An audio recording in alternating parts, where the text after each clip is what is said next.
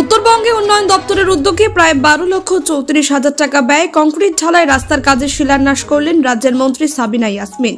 রবিবার বিকেলে রথবাড়ি গ্রাম পঞ্চায়েতের কমলপুর বাবলা এলাকার কালুটোলা গ্রামে ফিতে কেটে এই কাজের সূচনা হয়।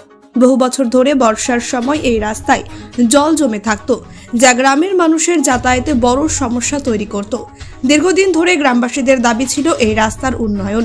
অবশেষে তাদের দাবিকে গুরুত্ব দিয়ে শিলান্যাস হওয়ায় এলাকার মানুষজন উচ্ছ্বসিত। এদিন শিলান্যাস অনুষ্ঠানে উপস্থিত ছিলেন রাজ্যের মন্ত্রী সাবিনা ইয়াসমিন, কালিয়াচক 2 পঞ্চায়েত সমিতির সভাপতি অঞ্জলি মণ্ডল, কালিয়াচক 2 তৃণমূল কংগ্রেসের সহসভাপতি হাসিম উদ্দিন সহ অন্যান্য বিশিষ্টজনেরা। মন্ত্রী সাবিনা ইয়াসমিন বলেন, এই রাস্তা নির্মাণের কাজ দ্রুত সম্পন্ন করা হবে, যাতে গ্রামের মানুষ উপকৃত হন। গ্রামের মানুষ এই উদ্যোগকে স্বাগত জানিয়ে বলেন, বর্ষায় জল কাদার কারণে যাতায়াতের সমস্যা মিটবে, রাস্তা উন্নয়নের ফলে গ্রাম আরও এগিয়ে যাবে।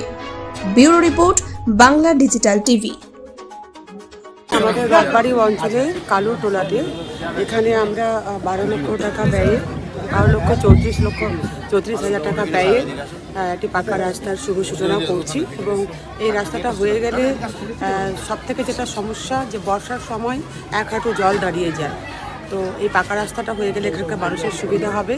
আমি ধন্যবাদ জানাচ্ছি বাংলার মুখ্যমন্ত্রী শ্রীমতী মমতা ব্যানার্জিকে।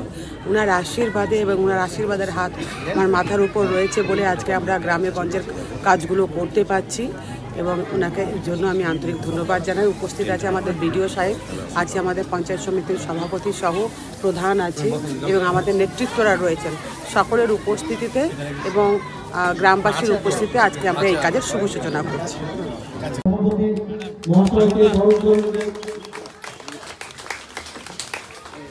আমাদের ভাইস প্রেসিডেন্ট হাসিম উদ্দিন আহমেদকে বরণ করে নিচ্ছে বিশিষ্ট সমাজসেবী মালিক সাহেবকে, ফারুক সাহেবকে বরণ করে নিচ্ছে মঞ্চে আমাদের বিশিষ্ট প্রধান